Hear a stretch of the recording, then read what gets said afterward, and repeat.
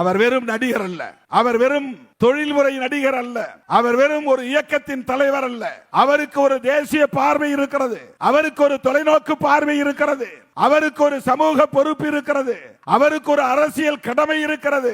அது இந்த தேசத்தை பாதுகாப்பது, மதசார்பற்ற அரசாக இதை பாதுகாப்பது, அரசமைப்பு சட்டத்தை பாதுகாப்பது.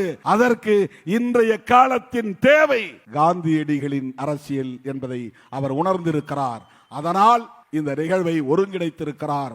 அவரை நெஞ்சார பாராட்டி, காந்தியடிகள் சுட்டு படுகொலை செய்யப்பட்டதற்கு ஒரே ஒரு காரணம் செக்யூலரிசம் என்கிற கோட்பாட்டில் அவர் உறுதியாக இருந்தார் என்பதுதான். காங்கிரஸோடு நமக்கு முரண்பாடுகள் இருக்கலாம், காந்தியடிகளோடு முரண்பாடுகள் இருக்கலாம், ஆனால் இந்த தேசத்தின் உயிர் மூச்சு கோட்பாடாக இருக்கிற செக்யூலரிசத்தை பாதுகாப்பதில் நேரு காட்டிய அக்கறை, காந்தியடிகள் காட்டிய அக்கறை, அதை தொடர்ந்து இந்திரா காந்தி அம்மையார் காட்டிய அக்கறை. 1976 மிசா என்கிற ஒரு சட்டம் கொண்டு வந்தார், maintenance of internal security act. அது மிக மோசமான ஒரு சட்டம் தான், ஆள் தூக்கி சட்டம் தான், இந்தியா முழுவதும் எதிர்க்கட்சிகளை வேட்டையாடிய சட்டம் தான், நெருக்கடி நிலைதான். அதை விமர்சிக்கிறோம் என்றாலும் அந்த சூழலில் இந்திரா காந்தி அம்மையார் செய்த மிக முக்கியமான வரலாற்று சிறப்புக்குரிய செயல், இந்திய அரசமைப்பு சட்டத்தின் முகப்புரையில் திருத்தம் கொண்டு வந்து, இப்படி ஒரு கும்பல் எதிர்காலத்தில் வரும், அவர்கள் ஆட்சி அதிகாரத்திற்கு வருவார்கள், இவர்கள் இந்த அரசமைப்பு சட்டத்தை மதிக்க மாட்டார்கள், தூக்கி எறிந்து விடுவார்கள் என்ற நிலையை உணர்ந்து 76 ஒரு திருத்தம் கொண்டு வந்து செக்யூலர் சோசலிஸ்ட் என்கிற இரட்டை சொற்களை அரசமைப்பு சட்டத்தின் முகப்புரையிலே இணைத்தவர் இந்திரா காந்தி அம்மையார். இல்லாமல் இருந்த சொல்லை செக்யூலரிசம், இல்லாமல் இருந்த இன்னொரு சொல்லை சோசலிசம். இந்த இரண்டும் பிஜேபிக்கு பிடிக்காது, பாசிஸ்டுகளுக்கு பிடிக்காத வார்த்தை இது, பாசிச கும்பலுக்கு பிடிக்காத சொற்கள். இந்த இரண்டையும் அரசமைப்பு சட்டத்தின் முகப்புரையில் இருந்து நீக்க வேண்டும் என்று சுப்பிரமணிய சாமி வழக்கு தொடுத்தார் உச்ச நீதிமன்றத்தில். பிஜேபியில் இருந்தபோது இருக்கிறார் இப்போதும். இந்த இரண்டு சொற்றொடர்கள் இன்றைக்கும் அவர்களுக்கு நெருடலாக இருக்கிறது. இப்படிப்பட்ட ஒரு துணிச்சலான நிலைப்பாட்டை எடுத்தவர் இந்திரா காந்தி அம்மையார். அவரை தொடர்ந்து அதே நிலைப்பாட்டில் உறுதியாக இருந்தவர் ராஜீவ் காந்தி. அவரை தொடர்ந்து அதே நிலைப்பாட்டில் இன்றைக்கு உறுதியாக நிற்பவர் ராகுல் காந்தி. ஆகவேதான் லோக்சபாவிலே அரசமைப்பு சட்டத்தை உயர்த்தி பிடித்துக் கொண்டு இந்த அரசமைப்பு சட்டத்தை பாதுகாப்போம் என்று உறுதிமொழி ஏற்றார் ராகுல் காந்தி. இன்னைக்கு அரசியல் களமாடும் அண்ணன் தொல் திருமா அவர்களின் வீர வாழ்த்துரை. வரலாற்று சிறப்பு வாய்ந்த இந்நிகழ்வை உரிய நேரத்தில் ஒருங்கிணைத்து தலைமை வகித்து சிறப்பித்துக் கொண்டிருக்கிற சகலகலா வல்லவர் நம்மவர் அண்ணன் கமல்ஹாசன் அவர்களே, திரளாக கூடியிருக்கிற உலக நாயகனின் உள்ளம் நிறைந்திருக்கிற அன்பு நேயர்களே, தமிழ் சொந்தங்களே, என்னுடன் வருகை தந்திருக்கிற என் உயிரின் உயிரான விடுதலை சிறுத்தைகளே, அனைவருக்கும் வணக்கம். தேசம் தழுவிய அளவில் தொலைநோக்கு பார்வையோடு, சமூக பொறுப்புணர்வோடு இந்த நிகழ்வை அண்ணன் கமல்ஹாசன் அவர்கள் ஒருங்கிணைத்திருக்கிறார். அவரை எவ்வளவு பாராட்டினாலும் தகும். விடுதலை சிறுத்தைகள் கட்சியின் சார்பில் முதலில் எனது நெஞ்சார்ந்த பாராட்டுகளை அண்ணன் அவர்களுக்கு நான் தெரிவித்துக் கொள்கிறேன். தன் வாழ்நாள் முழுவதும் காந்தியடிகளை அரசியல் ரீதியாக கடுமையாக விமர்சித்தவர் புரட்சியாளர் அம்பேத்கர். காந்தியடிகளோடு முரண்பட்டு காங்கிரசிலிருந்து வெளியேறி தனி இயக்கம் கண்டவர் தந்தை பெரியார். அந்த தலைவர்களோடு காந்தியடிகளை இணைத்து இந்த முப்பெரும் மாமனிதர்கள் இன்றைய காலத்தின் தேவையாக இருக்கிறார்கள் என்பதை இந்த நாட்டுக்கு எடுத்துரைக்கக்கூடிய ஆளுமை மிக்க தலைவராக அண்ணன் கமல்ஹாசன் அவர்கள் விளங்குகிறார். இங்கே உரையாற்றிய தலைவர்களுக்கெல்லாம் அவர் வழங்கிய பரிசு, நடுவிலே காந்தியடிகள், இடதுபுறத்திலே பெரியார், வலதுபுறத்திலே புரட்சியாளர் அம்பேத்கர். இதை மேலோட்டமாக பார்க்கிறவர்கள் முரண்பாடான ஒரு இணைப்பு என்றுதான் என்ன தோன்றும். நுட்பமாக பார்க்கிறவர்களால் மட்டும்தான் இது காலத்தின் தேவை என்பதை உணர முடியும். அதை உணர்ந்தவர் அண்ணன் கமல்ஹாசன் அவர்கள். எப்படி இவர்களை ஓரணியில் அல்லது ஒரே நேர்கோட்டில் நிறுத்த முடியும் என்கிற கேள்வி இயல்பாக எழுகிறது. நிறுத்த வேண்டிய தேவை உள்ளது. அப்படி ஒரே நேர்கோட்டில் இவர்கள் நிற்கிறார்கள், ஒரே புள்ளியில் நிற்கிறார்கள் என்பதும் உண்மை, வரலாற்று உண்மை, புறந்தள்ள முடியாத உண்மை. அந்த புள்ளியில் தான் அண்ணன் கமல்ஹாசன் அவர்கள் இந்த மகத்தான நிகழ்வை மறவோம் என்கிற பெயரில் ஒருங்கிணைத்திருக்கிறார். காந்தியடிகளே, உங்களை மறவோம், உங்கள் ஈகத்தை மறவோம், உங்கள் அர்ப்பணிப்பை மறவோம், இந்த நாட்டின் விடுதலைக்காக நீங்கள் ஆற்றிய பங்களிப்பை மறவோம் என்று அவருக்கு சொல்லுவதோடு அவரை படுகொலை செய்த சனாதன கும்பலுக்கும் நீங்கள் செய்த தேச துரோகத்தை மறவோம், உங்களை ஒருபோதும் மன்னிக்க மாட்டோம் என்று சொல்லுகிற ஒரு செய்தியாகத்தான் அண்ணன் அவர்களின் இந்த அரிய முயற்சி. இது மிகவும் நுட்பமான ஒரு அரசியல். காந்தியடிகளை சிறுமைப்படுத்துகிற கும்பல் இன்றைக்கு ஆட்சி அதிகார பீடத்தில் அமர்ந்திருக்கிறார்கள். காந்தியடிகளின் நன்மதிப்பை சிதைக்கிற கும்பல், காந்தியடிகள் மீது தேசம் வைத்திருக்கிற பிம்பத்தை தவிடுபடியாக்குகிற கும்பல், காந்தியடிகளின் தலைமையை ஏற்றுக்கொண்ட சர்தார் பட்டேலுக்கு வானுயர சிலை அமைத்து பட்டேல் தான் உயர்ந்தவர், காந்தி சிறியவர் என்று காட்டுகிற அற்ப முயற்சி செய்கிற கும்பல் கோலோச்சுகிற இந்த சூழலில் காந்தியடிகளின் பெயரில் 100 நாள் வேலை திட்டம் இருந்தது. அந்த பெயரையும் மாற்றுகிற அற்ப அரசியலை செய்கிற கும்பல் கோலோச்சுகிற இந்த சூழலில் பேச்சுக்கு பேச்சு நாத்துராம் கோட்சே ஒரு தேச பக்தர், தேச தலைவர் என்று சொல்லுவதன் மூலம் காந்தியை படுகொலை செய்தது நியாயம் என்று நியாயப்படுத்துகிற கொலைகார கும்பலுக்கு எச்சரிக்கை விடுக்க வேண்டிய இந்த சூழலில் காங்கிரஸ் செய்ய வேண்டிய வேலையை அண்ணன் கமல்ஹாசன் செய்து கொண்டிருக்கிறார். தேசிய அளவில் காந்தியை மீண்டும் உயர்த்தி பிடிக்க வேண்டிய தேவை உள்ளது.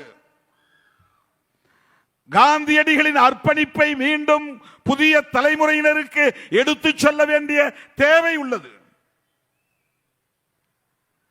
காந்தியடிகளை ஏன் நாத்துராம் கோட்சே சுட்டுக் கொன்றான்? யார் அவன்? அம்பேத்கரின் பெயரில் இயக்கம் கண்டவனா? அம்பேத்கரின் சிந்தனைகளை ஏற்றுக்கொண்டவனா? அல்லது பெரியாரின் அரசியலை உள்வாங்கிக் கொண்டவனா? அல்லது மார்க்சியத்தை பேசியவனா? இல்லை, காந்தியடிகள் ஏற்றுக்கொண்ட கொள்கையை ஏற்றுக்கொண்டவன் தான். இந்து மதத்தின் மீது நம்பிக்கை உள்ளவர்தான் காந்தியடிகள். இந்துயிசத்தை ஏற்றுக்கொண்டவர் காந்தியடிகள். ஹரே ராம் ஹே ராம் ஹே ராம் என்று தனது இறுதி மூச்சு வரையில் அந்த ராமரின் பெயரை உச்சரித்தவர்தான் காந்தியடிகள். நாத்துராம் கோட்சே சுட்டு கொன்ற போது கூட, மண்ணில் சரிந்து விழும் போது கூட ஹே ராம் என்ற அந்த ராமனை எப்போதும் எண்ணிக்கொண்டே இருந்தவர்தான் காந்தியடிகள். அப்படிப்பட்ட தீவிரமான ராம பக்தரை, இந்துத்துவ பற்றாளரை, சனாதனத்தின் மீது நம்பிக்கை உள்ளவரை, அடுத்த பிறவி உண்டு என்கிற நம்பிக்கை உள்ளவரை நாத்துராம் கோட்சே ஏன் சுட்டுக் கொன்றான்? இந்து மதத்தையும் அதன் கோட்பாடுகளையும் மிக கடுமையாக விமர்சித்த அம்பேத்கரை நோக்கி அவன் துப்பாக்கி நீளவில்லை. காந்தியடிகளையும் காங்கிரஸையும் ஒழிக்காமல் விட மாட்டேன் என்று சபதம் ஏற்றுக்கொண்ட பெரியாரை நோக்கி அவனது துப்பாக்கி நீளவில்லை.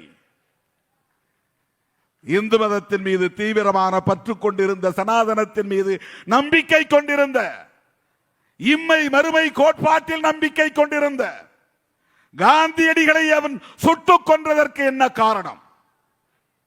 இதுதான் மிக முக்கியமான புள்ளி. இதைத்தான் இந்த இளைய தலைமுறையினருக்கு, புதிய தலைமுறையினருக்கு, ஜனநாயகத்தின் மீது நம்பிக்கையுள்ளவர்களுக்கு நாம் எடுத்துச் சொல்ல வேண்டிய தேவை இருக்கிறது.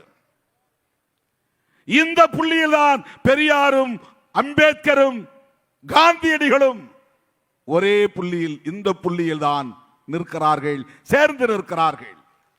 அது என்ன புள்ளி என்றால், காந்தியடிகள் எவ்வளவு தீவிரமான மதப்பற்றாளராக இருந்தாலும், கடவுள் நம்பிக்கை உள்ளவராக இருந்தாலும், வைணவ கோட்பாடுகளின் மீது ஈடுபாடு உள்ளவராக இருந்தாலும், ராமரின் பக்தராக இருந்தாலும், அவரிடத்தில் ஒரு அரசியல் நிலைப்பாடு, உறுதியான நிலைப்பாடு, தெளிவான நிலைப்பாடு, தொலைநோக்கு பார்வையுள்ள நிலைப்பாடு இருந்தது.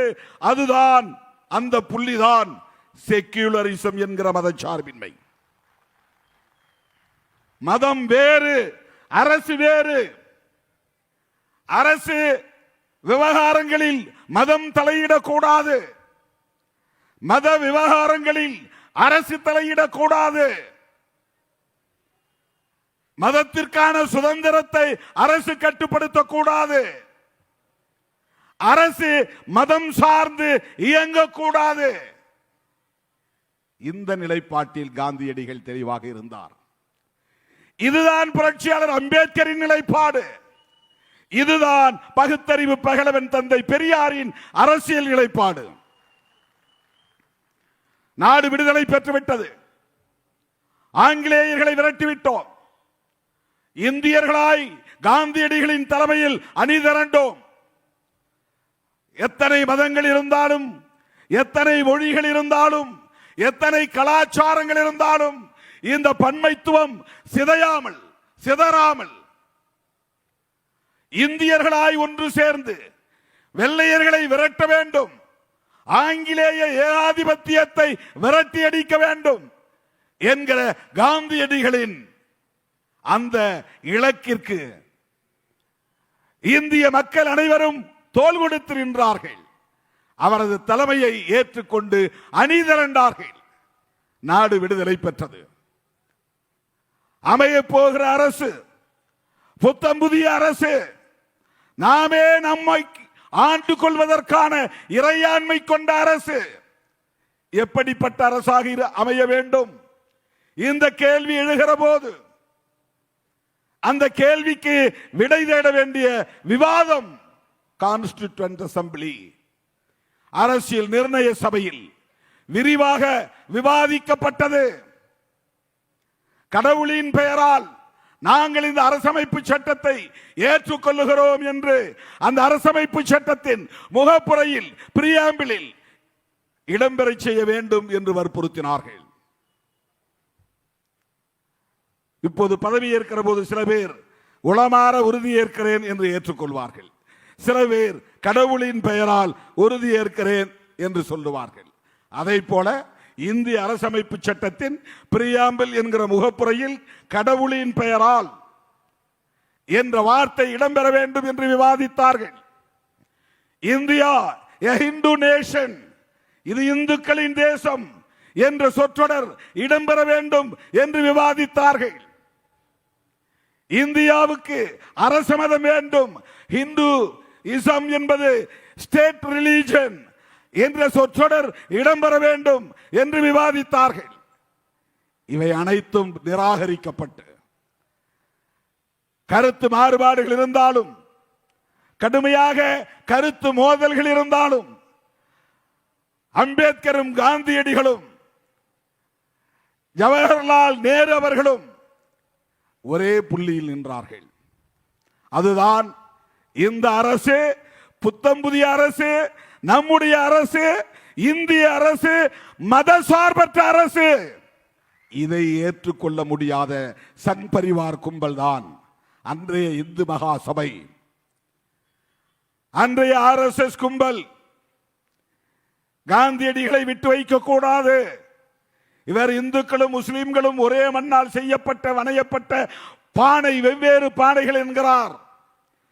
இந்துக்களும் முஸ்லிம்களும் சகோதரர்கள் என்கிறார். சகோதரத்துவத்தை பேசுகிறார், நல்லிணக்கத்தை பேசுகிறார், ஒற்றுமையை பேசுகிறார். இவரை விட்டு வைக்க கூடாது. இந்துக்களும் முஸ்லிம்களும் ஒருவரை ஒருவர் வெட்டி படுகொலை செய்து இரத்த ஆறு ஓடுகிற நிலையில்,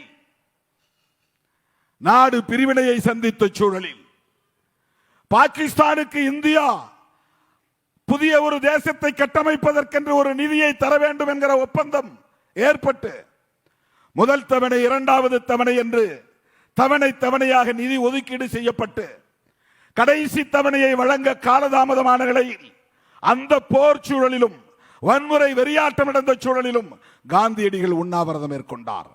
நேரு அரசுக்கு வேண்டுகோள் விடுத்தார். ஒப்புக்கொண்டபடி பாகிஸ்தானை நிறுவுவதற்கு கடைசியாக தர வேண்டிய தவணை தொகையை தர வேண்டும் என்று வலியுறுத்தினார். இதுவெல்லாம் RSS சங் பரிவார் கும்பலுக்கு எரிச்சலை தந்தது. இந்துக்களுக்கு முஸ்லிம்களுக்கு இடையிலே பகைமை மேலும் வளர வேண்டும் என்று விரும்பிய கும்பல் இஸ்லாமியர்களுக்கு எதிரான வெறுப்பு அரசியலை அப்போதே தொடங்கிவிட்டார்கள். அதற்கு இவர் ஒரு முட்டுக்கட்டையாக இருக்கிறார் என்பதை உணர்ந்து கொண்ட அந்த கும்பல் நயவஞ்சகத்தோடு கைகூப்பி தொழுது கொண்டே சென்று 2-3 அடி இடைவெளியில் அவருடைய நெஞ்சை குறிவைத்து சுட்டு படுகொலை செய்தார்கள். தோழர்களே, காந்தியடிகள் சுட்டு படுகொலை செய்யப்பட்டதற்கு ஒரே ஒரு காரணம், செக்யூலரிசம் என்கிற கோட்பாட்டில் அவர் உறுதியாக இருந்தார் என்பதுதான். இந்திய அரசமைப்பு சட்டத்தின் உயிர் மூச்சு கோட்பாடுகளுள் ஒன்று செக்யூலரிசம், இரண்டாவது புளூரலிசம், பன்மைத்துவம், மூன்றாவது பெடரலிசம்.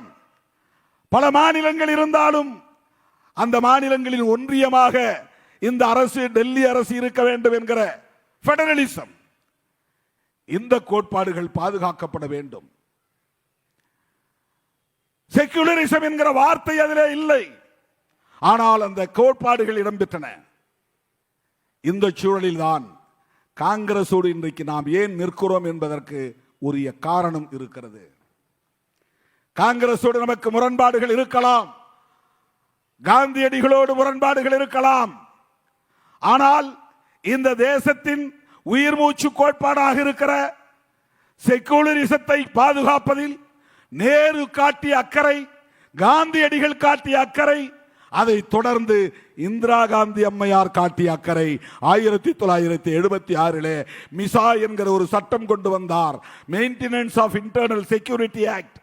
அது மிக மோசமான ஒரு சட்டம் தான், ஆள் தூக்கிய சட்டம் தான், இந்தியா முழுவதும் எதிர்க்கட்சிகளை வேட்டையாடிய சட்டம் தான், நெருக்கடி நிலைதான். அதை விமர்சிக்கிறோம் என்றாலும் அந்த சூழலில் இந்திரா காந்தி அம்மையார் செய்த மிக முக்கியமான வரலாற்று சிறப்புக்குரிய செயல், இந்திய அரசமைப்பு சட்டத்தின் முகப்புரையில் திருத்தம் கொண்டு வந்து, இப்படி ஒரு கும்பல் எதிர்காலத்தில் வரும், அவர்கள் ஆட்சி அதிகாரத்திற்கு வருவார்கள், இவர்கள் இந்த அரசமைப்பு சட்டத்தை மதிக்க மாட்டார்கள், தூக்கி எறிந்து விடுவார்கள் என்ற நிலையை உணர்ந்து 76 ஒரு திருத்தம் கொண்டு வந்து செக்யூலர், சோசலிஸ்ட் என்கிற இரட்டை சொற்களை அரசமைப்பு சட்டத்தின் முகப்புரையிலே இணைத்தவர் இந்திரா காந்தி அம்மையார்.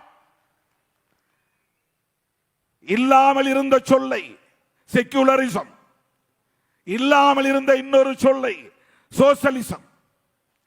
இந்த இரண்டும் பிஜேபிக்கு பிடிக்காது, பாசிஸ்டுகளுக்கு பிடிக்காத வார்த்தை இது, பாசிச கும்பலுக்கு பிடிக்காத சொற்கள். இந்த இரண்டையும் அரசமைப்பு சட்டத்தின் முகப்புரையில் இருந்து நீக்க வேண்டும் என்று சுப்பிரமணிய சாமி வழக்கு தொடுத்தார் உச்ச நீதிமன்றத்தில். பிஜேபியில் இருந்தபோது, இருக்கிறார் இப்போதும். இந்த இரண்டு சொற்றொடர்கள் இன்றைக்கும் அவர்களுக்கு நெருடலாக இருக்கிறது. இப்படிப்பட்ட ஒரு துணிச்சலான நிலைப்பாட்டை எடுத்தவர் இந்திரா காந்தி அம்மையார். அவரை தொடர்ந்து அதே நிலைப்பாட்டில் உறுதியாக இருந்தவர் ராஜீவ் காந்தி. அவரை தொடர்ந்து அதே நிலைப்பாட்டில் இன்றைக்கு உறுதியாக நிற்பவர் ராகுல் காந்தி. ஆகவேதான் லோக்சபாவிலே அரசமைப்பு சட்டத்தை உயர்த்தி பிடித்துக் கொண்டு இந்த அரசமைப்பு சட்டத்தை பாதுகாப்போம் என்று உறுதிமொழி ஏற்றார் ராகுல் காந்தி. செல்லும் இடமெல்லாம் இன்றைக்கு உயர்த்தி பிடிக்கிறார் அரசமைப்பு சட்டத்தை. என்ன காரணம்? அந்த அரசமைப்பு சட்டத்தில் இருக்கிற உயிர் மூச்சு கோட்பாடுகளில் மிக மிக முதன்மையான ஒரு கோட்பாடு செக்யூலரிசம். இதுதான் இந்தியாவின் விவாத பொருளாக இன்றைக்கு மாறி இருக்கிறது. ஒரு கும்பல் செக்யூலரிசத்திற்கு எதிரானது, இன்னொரு அணி செக்யூலரிசத்திற்கு ஆதரவான அணி.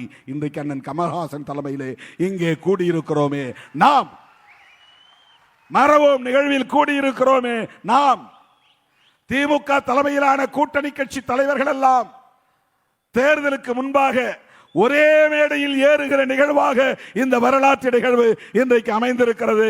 இதனை தொடங்கி வைத்திருப்பவர் அண்ணன் கமல்ஹாசன் அவர்கள். அவர் வெறும் நடிகர் அல்ல, அவர் வெறும் தொழில்முறை நடிகர் அல்ல, அவர் வெறும் ஒரு இயக்கத்தின் தலைவர் அல்ல.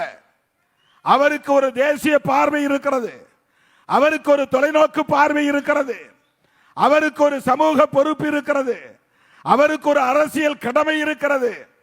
அது இந்த தேசத்தை பாதுகாப்பது, மதசார்பற்ற அரசாக இதை பாதுகாப்பது, அரசமைப்பு சட்டத்தை பாதுகாப்பது. அதற்கு இன்றைய காலத்தின் தேவை காந்தியடிகளின் அரசியல் என்பதை அவர் உணர்ந்திருக்கிறார். அதனால் இந்த நிகழ்வை ஒருங்கிணைத்திருக்கிறார். அவரை நெஞ்சார பாராட்டி இந்த அரிய வாய்ப்பை எனக்கு வழங்கியமைக்காக எனது மனமுவந்த நன்றியை தெரிவித்து நிறைவு செய்கிறேன். நன்றி, வணக்கம். உங்களுடைய புரட்சி உரைக்கு நன்றி அண்ணா. அண்ணன் தொல் திருமா அவர்களுக்கு நம்மவரின் அன்பு பரிசு. அதுக்கப்புறம்